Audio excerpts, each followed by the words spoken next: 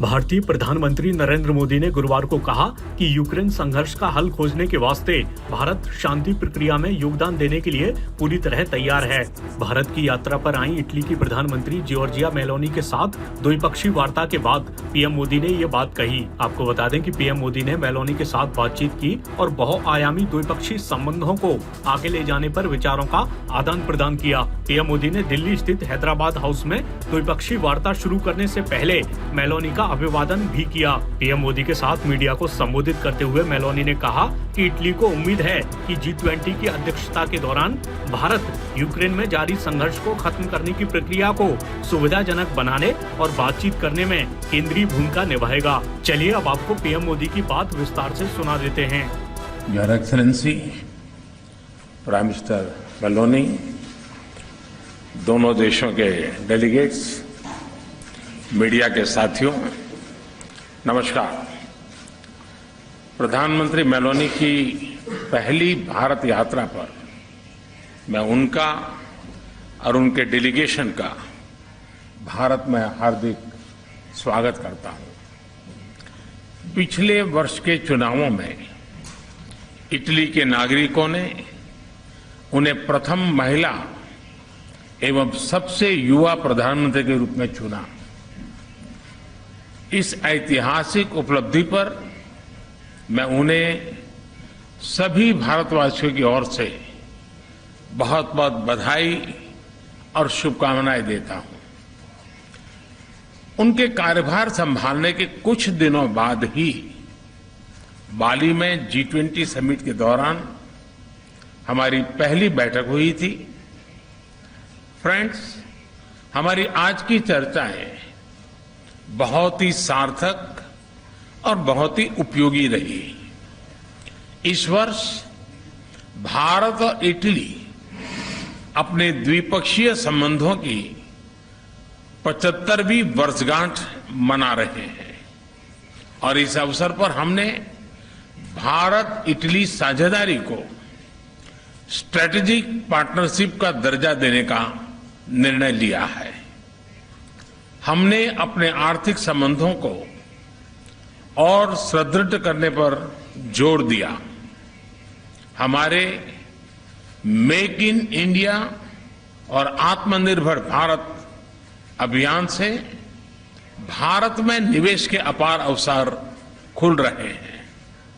हमने renewable energy, green hydrogen, IT, semiconductors, telecom, space जैसे क्षेत्रों में सहयोग बढ़ाने पर विशेष जोर दिया।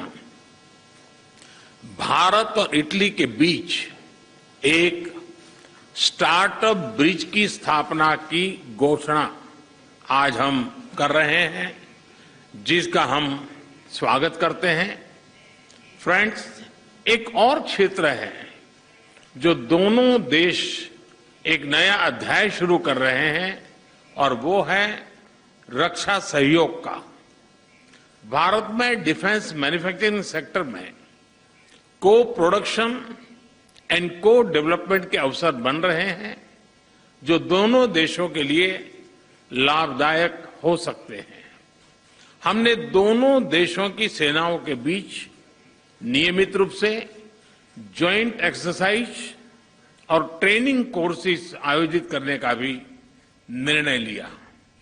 आतंकवाद और अलगाववाद के खिलाफ लड़ाई में भारत और इटली कंधे से कंधा मिलाकर चल रहे हैं। हमने इस सहयोग को और मजबूत करने पर विस्तार पूर्वक चर्चा की।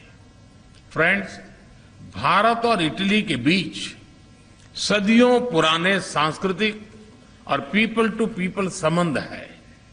हमने वर्तमान समय की अवस्था का अनुसार इन संबंधों को एक नया स्वरूप और नई ऊर्जा देने पर विचार विमर्श किया।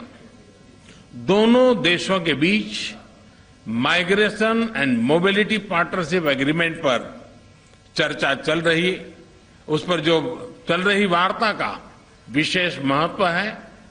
इस समझौते के शीघ्र समापन से हमारे पीपल टू पीपल रिश्ते और सुदृढ़ होंगे। हमने दोनों देशों के उच्च शिक्षा संस्थानों के बीच सहयोग को बढ़ावा देने पर भी बल दिया।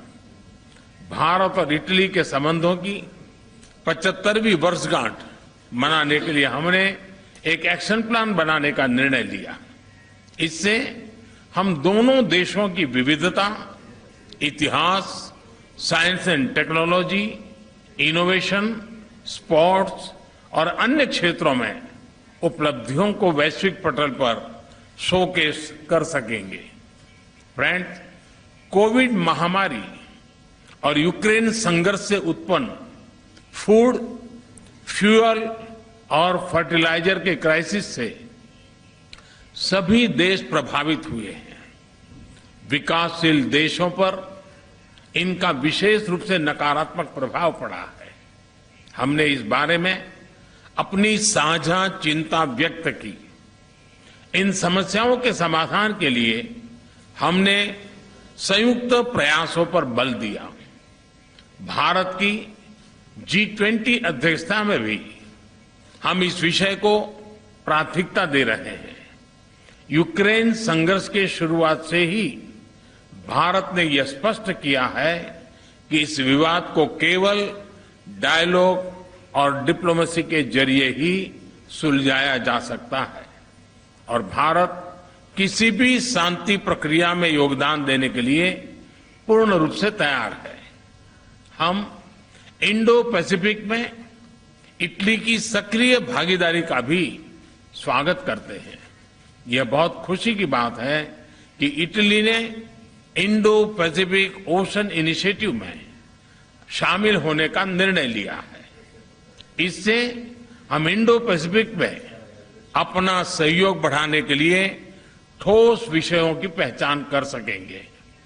वैश्विक वास्तविकताओं को बेहतर तरीके से दर्शाने के लिए मल्टीलेटरल इंस्टीट्यूशंस में सुधार आवश्यक है।